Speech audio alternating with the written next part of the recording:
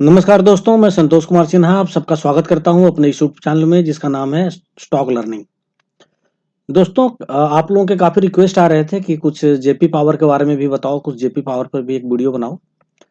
तो मैंने JP power के बारे में भी जानकारी हासिल करने की कोशिश की है और मैं ये आज आप लोगों के साथ शेयर करने जा रहा हूँ अपनी जानकारी जो मुझे मिली है काफ़ी इंटरनेट पे सर्च करने के बाद और भी जगहों से। तो दोस्तों आज जेपी पावर पे मैं बात करूंगा और ये आपको डिसाइड करना है कि जेपी पावर का फंडामेंटल या टेक्निकल या जो भी कंपनी का कामकाज है वो देखकर आपको इसमें निवेश करना चाहिए या नहीं करना चाहिए। मेरी कोशिश है कि मैं आपको पूरी जानकारी दे दूं। दूसरी चीज ये है कि जब भी मैं कोई वीडियो बनाता हूं तो मैं चाहता हूं कि मैं उसके इनर डेप्थ में जाऊं, डीप में जाऊं, ताकि आपको पूरी जानकारी दे सकूं और इस कारण से वीडियो मेरा थोड़ा लंबा हो जाता है। तो मेरे ख्याल से ये वीडियो भी थोड़ा लंबा हो जाएगा। तो जिनको 5 मिनट या 10 मिनट का वीडियो देखने की आदत है वो कृपया अभी ही इस वीडियो को बंद कर दें, वो आगे ना देखें। क्योंकि क्या होता है कि पूरे वीडियो देखने के बाद जब वो कमेंट करते हैं कि यार इतना लंबा मत बनाओ यार, तुमने तो पूरा खींच दिया ये किया, तो कहने का मतलब है कि 5-5 10-10 मिनट के काफी वीडियो जेबी पावर पे हजारों वीडियो अवेलेबल है यूट्यूब पे जो कि 5 मिनट या 10 मिनट का है। तो फिर बेहतर बेटर है कि आप वो वीडियो देख लें, शायद उससे आपको पूरी जानकारी मिल जाए और आप एक अच्छा डिसीजन ले पाए, क्योंकि ये वीडियो थोड़ा लंबा होगा, मैं पहले ही बता देता हूँ आपको। तो चलिए हम आगे बढ़ते हैं और देखते हैं कि आज हम क्या डिस्कस करने वाले हैं। तो सबसे पहले हम कंपनी के बारे में बात करेंगे कि ये कंपनी क्या है, कब ये कंपनी स्टार्ट हुई, कंपनी का बिजनेस मॉडल क्या है, क्या करती है कंपनी। उसके बाद इस कंपनी पे जो कर्ज था और कंपनी पे जो लोन की रिस्ट्रक्चरिंग हुई है, क्योंकि लोन रिस्ट्रक्चरिंग के कारण ही ये कंपनी जो है ये जयप्रकाश पावर वेंचर्स लिमिटेड, जिसको हम लोग शॉर्ट में जेपी पावर बोलते हैं और इसको लोग जेपीवीएल भी बोलते हैं। तो ये इस जो कंपनी है लोन रिस्ट्रक्चरिंग के कारण ही इस कंपनी का कायापलट हुआ है, मतलब कंपनी में काफी सुधार हुआ है, कंपनी में जो है इन्वेस्टर जो है वो अट्रैक्ट होने लगे हैं। तो उसके बारे में बात करेंगे। उसके बाद लोन रिस्ट्रक्चरिंग के बाद जो नया शेयर होल्डिंग पैटर्न है वो नया शेयर होल्डिंग पैटर्न क्या होगा, उसमें प्रमोटर्स का कितना होगा, पब्लिक का कितना होगा, फाइनेंशियल इंस्टीट्यूशंस का कितना होगा, हम इसके बारे में बात करेंगे। उसके बाद प्रमोटर्स का कोई भी शेयर प्लेज है या नहीं है, अगर शेयर प्लेज है तो कितना है, हम इसके बारे में बात करेंगे। उसके बाद कंपनी ने अपना जून का क्वार्टर 1 का रिजल्ट जो है वो पब्लिश कर दिया है। तो अब रिस्ट्रक्चरिंग होने के बाद इनके बैलेंस शीट पे क्या असर पड़ा है इस लोन रिस्ट्रक्चरिंग का, ये क्वार्टर 1 में जो है सो क्या रिफ्लेक्ट हो रहा है, हम इसके ऊपर भी बात करेंगे ताकि हम कंपनी के फाइनेंशियल को समझ सकें। और उसके बाद फिर हम एक कंक्लूजन निकालने की कोशिश करेंगे कि हमें इसमें क्या करना चाहिए, इसके क्या क्या प्लस पॉइंट हैं और क्या क्या माइनस पॉइंट हैं। तो मेरा ख्याल है कि अगर हम कंपनी के बारे में बात कर लेंगे, उसके डेप्थ और लोन रिस्ट्रक्चरिंग के बारे में बात कर लेंगे, शेयर होल्डिंग पैटर्न की बात कर लेंगे, प्रमोटर्स के प्लेजिंग की बात करेंगे, उसका एक क्वार्टर का रिजल्ट देख लेंगे, तो हमें एक कंक्लूजन ड्रॉ करने में या एक डिसीजन लेने में काफी आसानी होगी कि हम जो है इसमें इन्वेस्ट करें या नहीं करें। ठीक है। और मेरे ख्याल से इतनी जानकारी जब आपको हो जाएगी तो आप भी जो है वो डिसीजन लेने में सक्षम होंगे कि आप क्या करें। क्योंकि मैं नहीं चाहता कि मेरे कहने पे कि मैं कहूं तो आप करें तो आप करें, मैं कहूं कि बेकार कंपनी है तो फिर आप ना करें। नहीं, आपको सक्षम होना है। मेरे वीडियो का यही जो है सो इंटेंशन होता है कि मैं आपको जो है कैपेबल बना सकूं ताकि आप कंपनी के बारे में सब कुछ जानकर और आप डिसीजन ले सकें। तो चलिए आते हैं, हम कंपनी के बारे में बात करते हैं। तो देखिए, ये कंपनी जो है इसके इसका प्रमोटर जो है जयप्रकाश एसोसिएट लिमिटेड है और ये कंपनी 21 दिसंबर 1994 में बनाई गई थी। मैं अभी बात कर रहा हूँ जयप्रकाश वेंचर लिमिटेड की। तो जेपी पावर जो है ये कंपनी 21 दिसंबर 1994 में बनाई गई थी और ये मेनली जो है वो पावर जनरेशन और ट्रांसमिशन बिजनेस की काम करती है।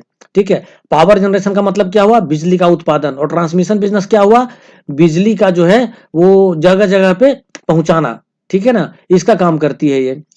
उसके बाद ये जो है हाइड्रो पावर प्रोजेक्ट और थर्मल पावर प्रोजेक्ट है इनके पास।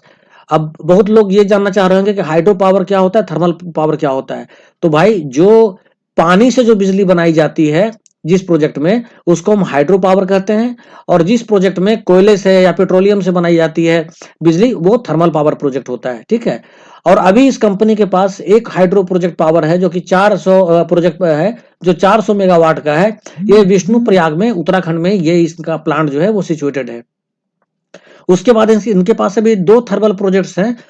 18 टोटल जो है 1820 मेगावाट कैपेसिटी का दोनों है। उसमें से एक 500 मेगावाट का बीना मध्य प्रदेश में है और दूसरा 1320 मेगावाट का नीगरी मध्य प्रदेश में है। तो 2 थर्मल पावर प्रोजेक्ट हो गए इनके पास और एक इनके पास हाइड्रो पावर प्रोजेक्ट हो गया जो 400 मेगावाट का है। ठीक है जी। अब इनके पास एक कोल माइंस भी है अमेलिया नॉर्थ में, मध्य प्रदेश में पड़ता है, और एक सीमेंट ग्राइंडिंग यूनिट भी है जहां सीमेंट की पिसाई होती है, इन निगरी मध्य प्रदेश में। ठीक है, जहां इनका एक जो थर्मल प्रोजेक्ट है 1320 मेगावाट का निगरी में, उसी निगरी में इनका सीमेंट ग्राइंडिंग का भी एक यूनिट चल रहा है। ठीक है, उसके बाद हम आगे बात करते हैं। ये कंपनी जो है अभी वो 2700 मेगावाट हाइड्रोक्लोरिक प्रोजेक्ट जो है वो अरुणाचल प्रदेश में वो अभी डेवलप कर रही है 2700 मेगावाट का। ठीक है, तो ये अंदर जो है एग्जीक्यूशन हम बोल सकते हैं कि अंदर एग्जीक्यूशन है, अभी डेवलपिंग स्टेज में है। उसके बाद मेघालय में गवर्नमेंट के साथ इसका एग्रीमेंट हुआ है जिसमें कि 270 मेगावाट का उमगोंड में और 450 मेगावाट का क्यूसी में ये प्रोजेक्ट बनाने जा रही है। दोनों हाइड्रो पावर हैं क्योंकि क्यूसी जो है वो नदी है, या केंसी बोलते हैं इसको शायद, ये नदी है, इस नदी पे प्रोजेक्ट बनाया जा रहा है और ये जो है वो हाइड्रो प्रोजेक्ट होगा। ठीक है, अच्छा, और इनकी एक सब्सिडरी कंपनी भी है जयप्रकाश पावर लिमिटेड की, उसको हम बोलते हैं जेपी पावर ग्रिड लिमिटेड। उस कंपनी में जेपी पावर का 74% का स्टेक है। ठीक है, और जेपी पावर लिमिटेड जो है ये जेपी पावर ग्रुप लिमिटेड ये 214 किलोमीटर का लंबा एक ट्रांसमिशन प्रोजेक्ट को ये कर रही है, जो कि करचम वांगटू प्रोजेक्ट है। ये करचम वांगटू प्रोजेक्ट जो है वो पड़ता है आपको वहां ये हिमाचल प्रदेश में। ठीक है, और ये जो प्रोजेक्ट है ये जेएसडब्ल्यू का है, जेएसडब्ल्यू एनर्जी जो है वो इस प्रोजेक्ट को कर रही है। ये भी ये हाइड्रो प्रोजेक्ट है इनका, जो कि इस पे जो है ये करचम नदी पे है, तो ये जो है उनका हाइड्रो प्रोजेक्ट है जेएसडब्ल्यू स्टील का, मगर उनके इलेक्ट्रिसिटी का ये ट्रांसमिशन कर रही है। ट्रांसमिशन का मतलब मैंने बताया था आपको कि वितरण करना, उनकी बिजली का वितरण कर रही है जेपी पावर ग्रिड लिमिटेड, जिसमें कि 74% स्टेक जो है वो जेपी पावर का है। ठीक है जी, और टोटल प्रोजेक्ट का जो कॉस्ट है इनका, जो वहां पे जो ये करचम वांगटू प्रोजेक्ट जो है वो 1000 करोड़ का प्रोजेक्ट है ये। ठीक है, और जो ट्रांसमिशन लाइन जो इनको बिछाना है वो 180 किलोमीटर बिछाना है, स्ट्रेच ऑफ हिली टेरेन, तो हिली टेरेन बोलते हैं, जो कि पहाड़ी इलाका होता है उसको बोलते हैं। ठीक है जी, अब ये देखिए, ये आप जो देख रहे हैं इसके प्लांट, ये 400 मेगावाट का है विष्णुप्रयाग में, उत्तराखंड में, जो मैंने बताया था आपको। ये इनका ये देखिए, ये नदी के ऊपर डैम से बना हुआ है, तो ये हाइड्रो पावर है, ये हाइड्रो पावर प्रोजेक्ट है, मतलब पानी से जो है वो बिजली का उत्पादन किया जाता है। आप डैम वगैरह जानते हैं जहां पानी रोक करके पानी से बिजली बनाई जाती है, तो इनका हाइड्रो प्रोजेक्ट है। दूसरा आप ये देख रहे हैं, ये 500 मेगावाट का बीना में ये थर्मल पावर प्लांट है, जहां कोयला से या पेट्रोलियम वगैरह से बिजली बनाई जाती है, ये मध्य प्रदेश में है इनका। ठीक है, ये देखिए 1320 मेगावाट का है, ये नीगरी जो मैंने बताया था मध्य प्रदेश में, ये भी थर्मल पावर प्रोजेक्ट है, ये है इनका, और ये भी वही सेम प्रोजेक्ट है, ये कोई नया प्रोजेक्ट नहीं है, वही 1320 मेगावाट का नीगरी का प्रोजेक्ट है ये दूसरे साइड से इसका फोटो लिया गया है। तो ये इनके पास बहुत बड़े बड़े प्रोजेक्ट हैं। जेपी ये पावर तो जयप्रकाश इंडस्ट्रीज के कारण जो है, चूंकि जयप्रकाश एसोसिएट्स मेनली जो है वो आपने देखा होगा नोएडा, ग्रेटर नोएडा में खास करके पूरा जेपी ने जो है वो डेवलप किया है, जितना भी वहाँ का इंफ्रास्ट्रक्चर है, या फिर जो वहाँ जाने का जो आगरा जाने का जो आगरा ताजवे जो है एक्सप्रेसवे है, वो भी जेपी ने ही डेवलप किया है। तो रिलेटिव सेक्टर में वैसे भी थोड़ा सा डाउन चल रहा था, तो इस कारण से पूरा का पूरा ग्रुप जो है वो डाउन हो गया। अदरवाइज इनके पास प्रोजेक्ट्स तो आप देख रहे हैं ना, इनके पास प्रोजेक्ट्स बहुत अच्छे अच्छे हैं, काम की कमी नहीं है इनके पास, मगर लोन इतना ज्यादा हो गया था कि उसका इंटरेस्ट नहीं दे पा रहे थे, और इस कारण जो है कंपनी जो है वो कर्ज में डूबती चली जा रही थी। तो ये देखिए निगरी का मैंने दिखाया। अब ये देखिए, ये जो है 1980 मेगावाट का 12 थर्मल पावर प्रोजेक्ट है इलाहाबाद में, उत्तर प्रदेश में। ठीक है, तो अभी इस प्रोजेक्ट में काम चल रहा है। उसके बाद ये करचन वांगटू, ये देखिए जो भी मैंने बताया था, ये आप देख रहे हैं जेएसडब्ल्यू का भी यहाँ पे नाम लिखा हुआ है, क्योंकि ये जेएसडब्ल्यू ही यहाँ से हाइड्रो प्रोजेक्ट पावर प्रोजेक्ट है, ये इसे बिजली का उत्पादन कर रही है, और इसी का ट्रांसमिशन जो है वो जेपी पावर ग्रिड कर रही है, जिसमें कि 74% स्टेक है इसका जयप्रकाश पावर वेंचर्स का। ठीक है, तो और ये जो प्रोजेक्ट है वो 1000 करोड़ का प्रोजेक्ट है, जो हिमाचल प्रदेश में बनाया जा रहा है। तो ये तो हमने आपको कंपनी के बारे में बता दिया, और मेरे ख्याल से अब आप लोगों को जानकारी हो गई होगी कि कंपनी का क्या जो है सो काम कर रही है, और कंपनी जो है वो ट्रांसमिशन में क्या कर रही है, और वो इलेक्ट्रिसिटी जनरेशन में क्या कर रही है। चलिए अब बात करते हैं डेट और लोन रिस्ट्रक्चरिंग का। तो जो आउटस्टैंडिंग जो डेट था जेबीपीएल पे, जयप्रकाश जो है सो ये जयप्रकाश पावर वेंचर लिमिटेड के पास, वो 11,282 करोड़ का था। ठीक है, और इसमें जो लेंडर्स थे, उन लेंडर्स ने जब देखा कि ये नहीं दे पा रहे हैं तो उन्होंने रिस्ट्रक्चरिंग करने के बारे में सोचा और उन्होंने क्या किया कि इनके ऊपर जो लोन था 11,282 करोड़ का, उसको घटा करके सिर्फ 5800 करोड़ का इनको इनके ऊपर लोन रखा। सिर्फ 5800 करोड़ का लोन रखा इनके ऊपर, यानी समझिए आप लगभग 6000 लोन तो 6000 करोड़ तो इनको माफ कर दिया, हटा दिया यहां से। अब देखिए द बैलेंस लोन अमाउंट जो है उसको इन्होंने क्या किया कि सीसीपीएस मतलब कंपलसरी कन्वर्टेबल प्रेफरेंस शेयर्स, मतलब ये कन्वर्ट होना ही होना है सीसीपीएस। जैसे आपको पता है आलोक इंडस्ट्रीज का, आलोक ने ओसीपीएस लिया है, वो ऑप्शनल कन्वर्टेबल है, यानी वो चाहे अगर रिलायंस इंडस्ट्रीज तो आलोक इंडस्ट्रीज के ओसीपीएस को शेयर में भी कन्वर्ट कर सकता है या फिर वो अपना पैसा भी वापस ले सकता है। मगर इसमें क्या है, और 9% इंटरेस्ट भी वो ले रहा है, मगर इन्होंने कहा कि नहीं, पैसा वापस नहीं होगा, ये इक्विटी में ही कन्वर्ट होगा। That's why it is called compulsory convertible preference share, यानी शेयर में ही कन्वर्ट होगा ये सीसीपीएस। तो जो 6000 रुपया जो माइनस जो इन्होंने लोन में जो कम कर दिया, उस 6000 करोड़ के बदले, 6000 करोड़ जो कम किया, उस 6000 करोड़ के बदले जो है वो लेंडर्स ने इनको सीसीपीएस जो है इनसे ले लिया। ठीक है, और सीसीपीएस जो है वो 29 साल तक रहेगा और उसके बाद जो है वो शेयर में कन्वर्ट होगा। जैसे आलोक इंडस्ट्री में 1.5 साल या 2 साल का जो है उन्होंने लिया हुआ है रिलायंस इंडस्ट्री ने कि 2 साल के बाद या 1.5 साल के बाद आप हमें जो है उसको शेयर में कन्वर्ट करेंगे, मगर ये 29 साल तक ये नहीं कन्वर्ट कर सकते। 29 साल के बाद सीसीपीएस जो है शेयर में कन्वर्ट होगा, इसका मेच्योरिटी पीरियड जो है 29 साल है, और तब तक इनको जो रेट ऑफ इंटरेस्ट देगी कंपनी, मतलब ये जो सीसीपीएस पे 6000 करोड़ का जो है मात्र 0.01%, मतलब समझो आपकी इंटरेस्ट नहीं देगी। 0.01% क्या होता है, कुछ भी नहीं होता है, लेकिन एक फॉर्मेलिटी है जो इनको करना था कि भैया कुछ तो देंगे।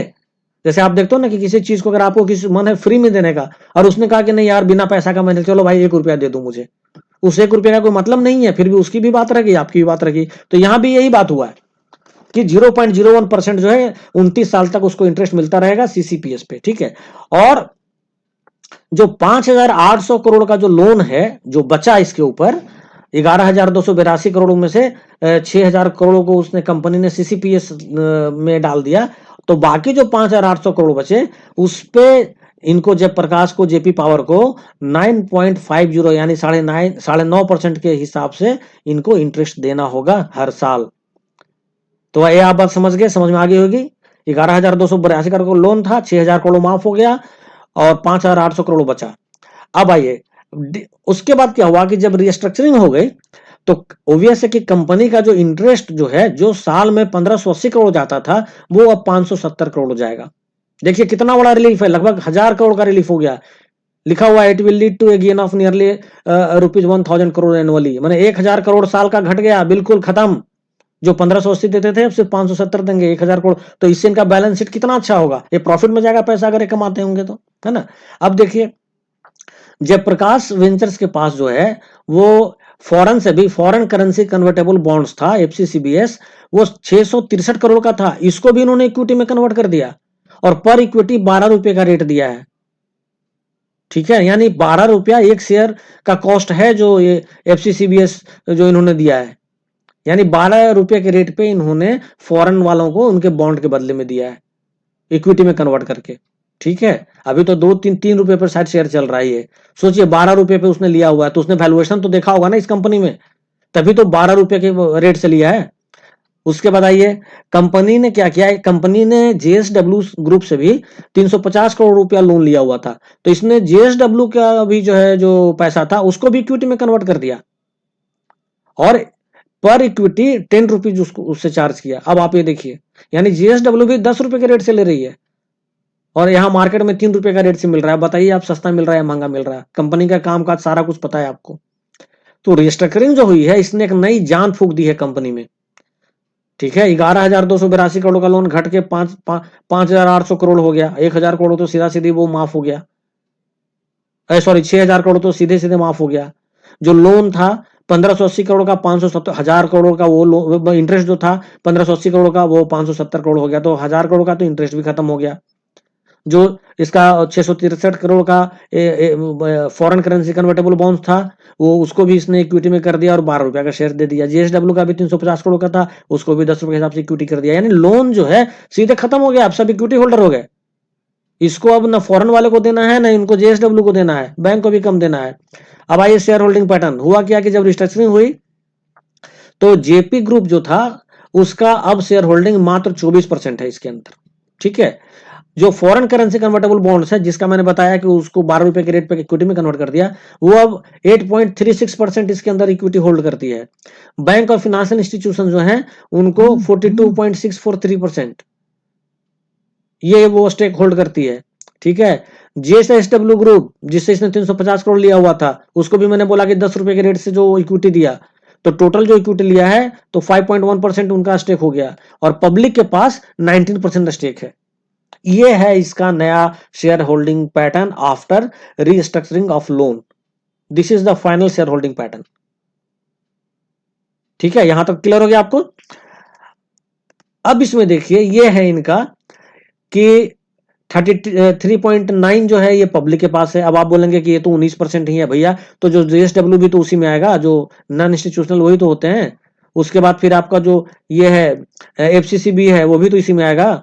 तो 19 और 5 24 और 8 32 33% तो हो गया इसमें, थोड़ा बहुत बढ़ता भी है इनका। ठीक है, उसका प्रमोटर के पास 26.1% है। तो हुआ क्या है कि प्रमोटर्स ने अपनी होल्डिंग जो है वो Q1 में थोड़ा सा बढ़ाया है। ये देखिए promoters holding marginally change to 26.07% as of June 2020 quarter. ठीक है, तो ये फाइनल शेयर होल्डिंग पैटर्न है। This is the latest one, इसके कोई भी पुराना नहीं है, बिल्कुल नया है। लोन रिस्ट्रक्चरिंग के बाद कंपनी रिवाइव हो गई है। अब आगे आते हैं, प्रमोटर्स के प्लेजिंग की बात करें। ये देखिए प्रमोटर्स के जो शेयर हैं आज भी सारे प्लेज हैं। Promoters pledge remain at 87.3% of holding in June 2020, मतलब 2020 क्वार्टर। मतलब बैंक ने लोन तो इनको माफ कर दिया, मतलब 6,000 करोड़ कम करके उसको जो है सो सीसीपीएस में कन्वर्ट कर दिया, लेकिन इनका जो शेयर प्लेज था, जो इन्होंने प्लेज कर करके और बैंक से या जेएसडब्ल्यू कहीं से भी उठाया था, वो शेयर इनके अभी भी प्लेज्ड हैं। समझ रहे हैं आप? मतलब आर्थिक स्थिति तो ठीक हो गई है, मगर प्रमोटर्स की आर्थिक स्थिति ठीक नहीं हुई है अभी उसके शेयर अभी भी प्लेज्ड हैं। ठीक है, लेकिन अब ये कंपनी अगर कमाएगी तो धीरे धीरे वो अपने शेयर को छुड़ा लेगा, कम से कम एक जान तो मिली उसको। अब लोन तो उतना नहीं देना, इंटरेस्ट तो उतना नहीं देना है प्रमोटर्स को। अब आइए क्वार्टर रिजल्ट की बात करते हैं। अभी इसने जो जून का जो रिजल्ट पब्लिश किया है, तो जून में क्या है कि इसने जो रेवेन्यू दिखाया है, टोटल रेवेन्यू की मैं बात कर रहा हूं, वो इसने दिखाया है 66,309 यानी 66,309। ये शायद इसमें होगा, देखना पड़ेगा ये करोड़ में है या लाख में है। खैर, तो ये फिगर है। और इसने जो मार्च में किया था, इसी साल मार्च में, वो 70,546। ठीक है, मैं एक काम करता हूं, मैं ना देख लेता हूं ये लाख में है या क्या है। मैं जो है वो ये चीज देख लेता हूं, शायद मुझे मिले कहीं पे देखने को। ये देखिए, ये मैं देखता हूं, एक सेकंड।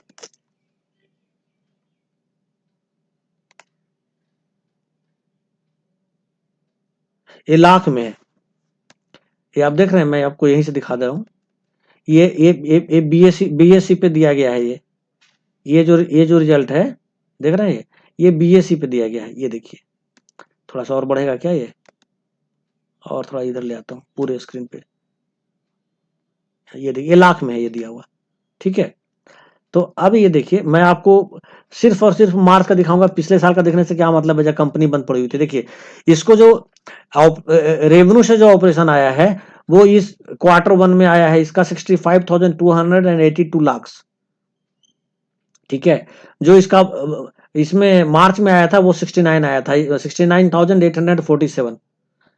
अदर इनकम इसका जो आया है 1027 लाख और इसका आया है 699 लाख। तो अगर आप टोटल रेवेन्यू देखेंगे तो Q1 का आएगा 66,309 लाख और इसका आएगा 70। आप करोड़ में कन्वर्ट कर लीजिएगा, मैं लाख में ही बोल रहा हूँ, ये फिगर तो आपको समझ में आ ही रहा होगा कि कितना है। और मार्च में जो था वो 70,546 लाख हुआ था। अच्छा, अब हम एक्सपेंस में आते हैं। टोटल एक्सपेंस कितना हुआ है? ये देखिए टोटल एक्सपेंस जो है अभी जून में वो 63,979 यानी एक्सपेंस घटा है इनका। कितना से घटा है? 11,000 से 11,000 से घटा है, चूंकि इसमें जो है अच्छा हाँ इसमें जो है वो आप ये जान जाइए कि 74,837 जो था वो एक्सपेंस था। तो इससे समझिए कि 11,000 जो है सो लाख इनका घटा है। देख रहे हैं आप? तो बहुत अच्छी बात है, कंपनी का एक्सपेंस घटेगा तो कंपनी का प्रॉफिट बढ़ेगा। ठीक है, उसके बाद कंपनी का प्रॉफिट और लॉस से बता रहा है। तो यहाँ पे ना मुझे लग रहा है इन्होंने थोड़ी सी गलती की है रिपोर्ट को करने में, क्योंकि आप देखिए बैलेंस शीट में जो उन्होंने दिया है, पता नहीं कैसे ऐसे मिस्टेक कर दिया है इन्होंने। ये बीएससी पे डाला हुआ है ये रिपोर्ट। देखिए टोटल रेवेन्यू 66,309 है और इनका जो टोटल एक्सपेंस है वो 63,979 है। तो आप अगर रेवेन्यू में से एक्सपेंस को माइनस करेंगे तो पैसा बचता है 2330, यानी ये प्रॉफिट है इनका। आप देख रहे हैं, ये इनका प्रॉफिट है। नीचे भी देखिए इनका प्रॉफिट है। अभी टैक्स वगैरह लगाएंगे तो और नीचे आएगा, थोड़ा सा कम होगा प्रॉफिट, लेकिन ये प्रॉफिट है। मगर यहां पर अगर आप देखिएगा तो ये देखिए ये मैं दिखा रहा हूं मार्च का, आपका ये देख रहे हैं, ये मार्च का दिखा रहा हूं। तो 70,546 तो इनका रेवेन्यू आया है और एक्सपेंस ज्यादा है इनका 74,837, यानी ये 4,291 जो है ये लाख, ये तो इनका लॉस हो गया। तो मार्च में इनका लॉस है। ठीक है, और यहां जो है क्या बोलते हैं ये जून में इनको फायदा है। अच्छा, मार्च में देखिए एक्सेप्शनल आइटम 6,288। ठीक है, तो अगर ये इनकम है तब तो ये इसमें से माइनस होगा 6,288 में से 4,291, तो ये लगभग 2,000 के आसपास आएगा प्रॉफिट इनका। लेकिन अगर ये लॉस है तो मेरे ख्याल से लॉस है इनका, एक्सेप्शनल आइटम में लॉस दिखाया है इन्होंने, तभी इन्होंने दोनों को ऐड करके यहाँ 10,579 दिखाया है। मतलब कि क्वार्टर ये लॉस में है, ये मार्च में लॉस में है। ठीक है, और इनको अभी फायदा हुआ है। तो ये देखिए इतने लॉस में है गए हैं, ये डिफर टैक्स दिया इन्होंने। तो मार्च से जो है इनको फायदा हुआ है अब जून में, यानी लोन रिस्ट्रक्चरिंग का इनको फायदा हुआ है। ठीक है, वो आपने देख लिया कि इनको लोन रिस्ट्रक्चरिंग का फायदा जो है ये इनको हुआ है और कंपनी जो है वो अब प्रॉफिट में जा रही है। तो ये बहुत अच्छी बात है, कंपनी के लिए ये बहुत अच्छी बात है। तो ये मैंने आपको बता दिया, इनका रिजल्ट जो आया है पॉजिटिव आया है। ठीक है, अब आइए दूसरी चीज का, इससे कंक्लूजन क्या निकलता है। पहला तो चीज, अच्छा हाँ ये भी मैं बताना आपको भूल गया, जो केयर का जो रेटिंग है ना, इस पहले ये डी रेटिंग था इनका, उसको बढ़ा करके उसने ना इसको बी माइनस रेटिंग करके मतलब अपग्रेड किया, ये भी अच्छी बात है। और इसके लिए ना इन्होंने इसको लेटर भी लिखा था, बताया सेबी को। ये देखिए ये इन्होंने सेबी को लिखा है, मैं थोड़ा इसको भी बड़ा कर देता हूं। ये देखिए ये इन्होंने सेबी को नहीं, एक्सचेंज को, इन्होंने नेशनल स्टॉक एक्सचेंज को लिखा भी है। ये देखिए national listed department national stock exchange को लिखा है और इन्होंने बीएससी को भी लिखा है। ठीक है ना, और लिखा है, और उसमें क्या इन्होंने सब्जेक्ट दिया है, intimation of revision in ratings, माने मैं ये सूचना है कि मेरा जो रेटिंग है वो रिवाइज हुआ है, ये खुद इन्होंने लिखा है।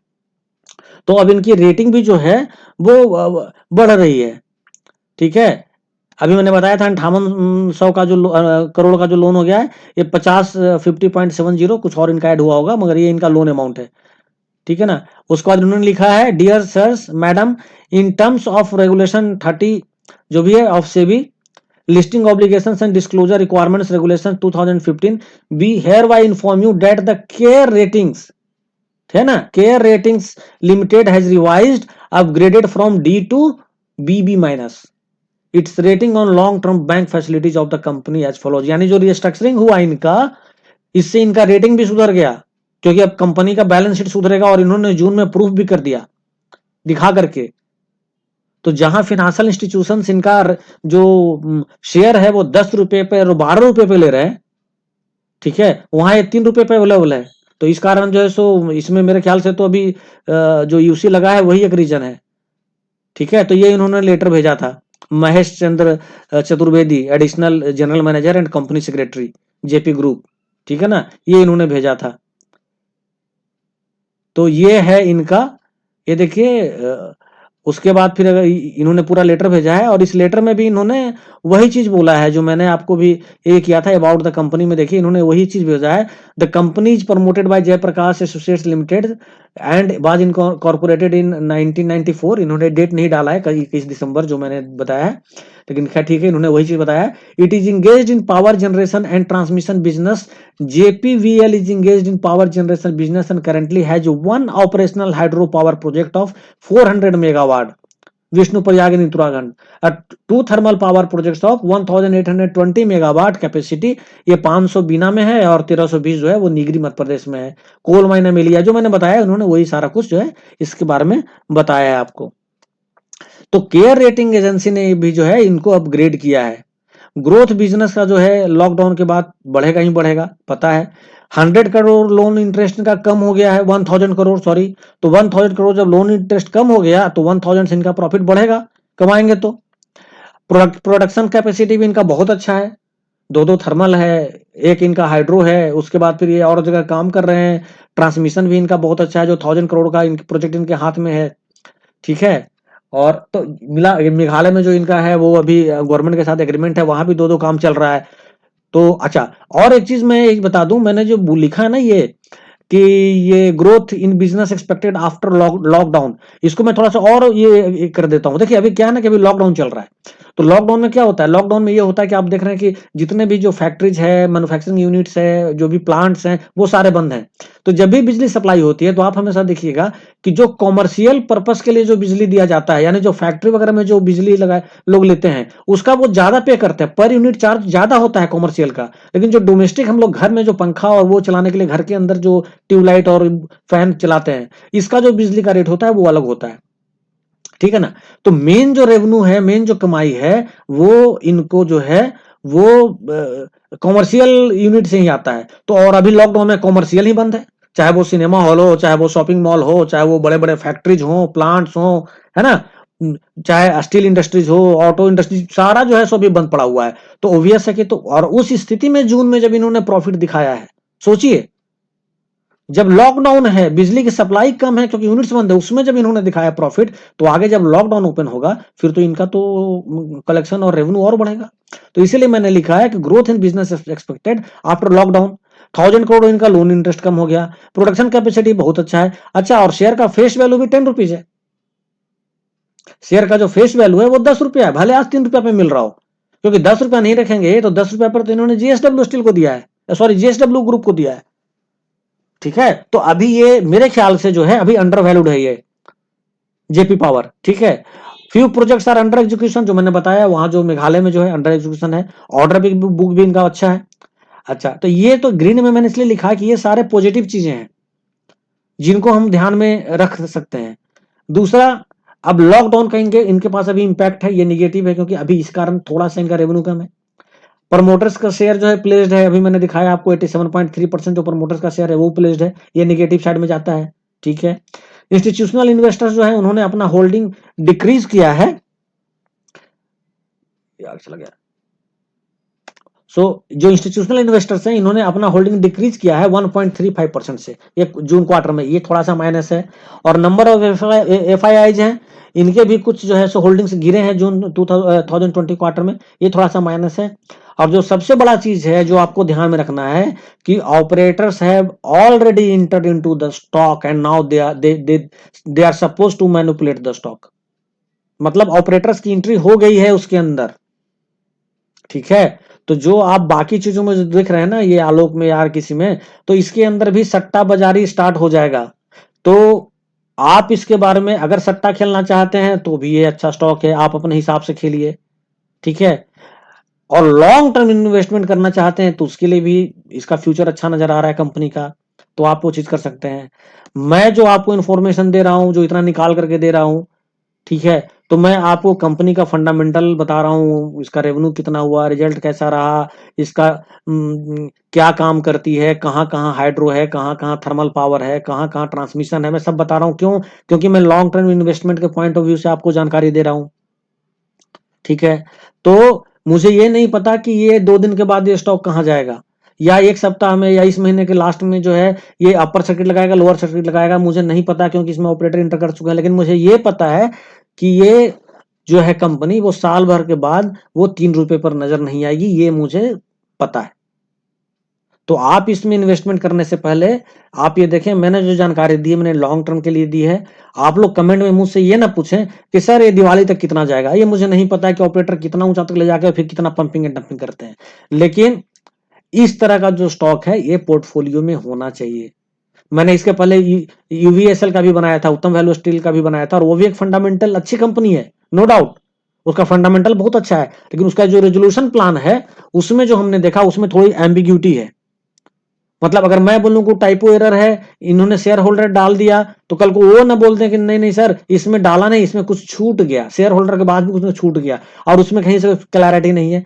मगर इस कंपनी में मैं उससे, अगर मुझे यूएसवीएल में और जयप्रकाश में दोनों में अगर कंपेयर करना पड़े तो मैं जयप्रकाश वेंचर्स लिमिटेड को मैं ज्यादा वेटेज दूंगा, ज्यादा वोट दूंगा। क्यों? क्योंकि ये कंपनी एनसीएलटी में नहीं गई, एनसीएलटी में जाने वाली थी और आईसीआईसीआई बैंक जो था इसका मेजर क्रेडिटर था। लेकिन आईसीआईसीआई बैंक ने फिर देखा कि एनसीएलटी में तो जाने के बाद तो ऐसे भी कंपनी कौड़ियों के भाव बिकती है और मुझे मिलेगा कुछ नहीं। ऐसे इसमें कम से कम उसने लोन की रिस्ट्रक्चरिंग कर दी, 11,282 करोड़ से लोन घटा करके 5,800 करोड़ ऊपर लेकर के चला आया। तो 6,000 करोड़ जो उसने कम किया उसके बदले में सीसीपीएस तो ले लिया। 29 साल के बाद ही उसको जब इक्विटी में ट्रांसफर करेगा उस वक्त कंपनी का जो वैल्यूएशन होगा वो तो उसको मिल जाएगा, तो पैसा तो लॉस नहीं हुआ ना उसका आईसीआईसीआई बैंक का। लेकिन अगर वो एनसीएलटी में जाता तो क्या होता? फिर तो सेटलमेंट होता है वन टाइम कौड़ियों के भाव में। तो ये कंपनी ना तो एनसीएलटी में गई, ना तो कोई रेजोल्यूशन प्लान बना, तो इसमें कोई हिडन एजेंडा भी नहीं है। ठीक है, यूवीएसएल में ऐसा है मगर इसमें हिडन एजेंडा भी नहीं है कि भैया रेजोल्यूशन प्लान में शेयर वाइप आउट हो जाएगा या जो है सो डिजॉल्व हो जाएगा, डिलीट हो जाएगा, ऐसी कोई बात भी नहीं है। बहुत क्लियर कट है कि पब्लिक का इतना परसेंट, बैंक का इतना परसेंट, प्रमोटर्स का इतना परसेंट, जेएसडब्ल्यू का इतना परसेंट, और जिससे जिससे कंपनी ने लोन लिया था सबके लोन को इक्विटी में कन्वर्ट कर दिया। अल्लाह कंपनी पे कोई लायबिलिटी ही नहीं बचा। जेएसडब्ल्यू को पहले 350 करोड़ रुपए देता, तो वो जो फॉरेन जो बॉन्ड है उस पे तो ये 600 कुछ करोड़ का था, उस पे तो इंटरेस्ट देना पड़ता है इनको। लेकिन अब तो इंटरेस्ट भी नहीं देना है ना भाई, अब तो इक्विटी में आ गया, तो कंपनी को सोचिए कितना फायदा हो गया, सारे इंटरेस्ट बच गए। तो अभी मैं और भी जो है जो पेनी स्टॉक्स हैं मैं उनको भी देख रहा हूं, और जो मुझे अच्छा लगेगा मैं आप लोगों के सामने लाता रहूंगा। और मैं कोशिश करूंगा कि मैं पूरी से पूरी आपको जानकारी दूं ताकि कहीं पे कोई भी जो है वो एम्बिग्यूटी न रहे, भ्रम न रहे, क्लैरिटी आपको पूरी मिले। ठीक है, और इस वीडियो को देखने वाले मेरे जो कुछ फ्रेंड्स हैं उनका सेक्शन अलग है, उनका कैटेगरी अलग है, वो समझते हैं मेरी बात को। वीडियो अगर लंबा भी हो जाता है तो उनको लगता है कि थोड़ा लंबा तो हुआ मगर मुझे थोड़ा इन्फॉर्मेशन मिला। अब कुछ लोग ऐसे हैं जो कि मतलब उनको ठहराव नहीं है जिंदगी में, वो 5 मिनट में पूरा इन्फॉर्मेशन चाहते हैं। ठीक है, क्योंकि वो मेरे ख्याल से वो ज्यादातर वो देखते हैं कि वो ऐसा वीडियो मिले जिसमें लोग बोले कि ये लगाओ 200 में 2 लाख बन जाएगा, ये आने वाले समय में आलोक का भी जो है उस्ताद निकलेगा। तो वैसा देखना चाहते हैं 5 मिनट का वीडियो, तो मेरा वीडियो उनके लिए नहीं होता है। इसी के साथ मैं आप सबसे विदा लेता हूं। ये वीडियो आपको कैसा लगा आप कमेंट सेक्शन में इसका फीडबैक जरूर दीजिएगा। फिर मैं आगे आलोक पे या कोई नए पेनी स्टॉक के साथ मैं फिर आप लोगों के सामने आऊंगा। तब तक के लिए नमस्कार। और आगे बढ़ने से पहले मैं आपको बता देता हूं कि ये जो है वीडियो मैंने नॉलेज शेयरिंग पर्पस के लिए बनाया है। अगर आपको इन्वेस्टमेंट करना हो तो आप किसी फंड मैनेजर से या फिनेंशियल इंस्टीट्यूशन से, कंसल्टेंट से आप जो है सो कंसल्ट कर लें या खुद रिसर्च करके लगाएं। मेरे चैनल का जो ईमेल आईडी है वो है stk.learning@gmail.com। अगर आपको कोई कम्युनिकेशन करना हो तो इस ईमेल आईडी पे जो है आप मुझसे कम्युनिकेट कर सकते हैं। धन्यवाद। जय हिंद, जय भारत, वंदे मातरम।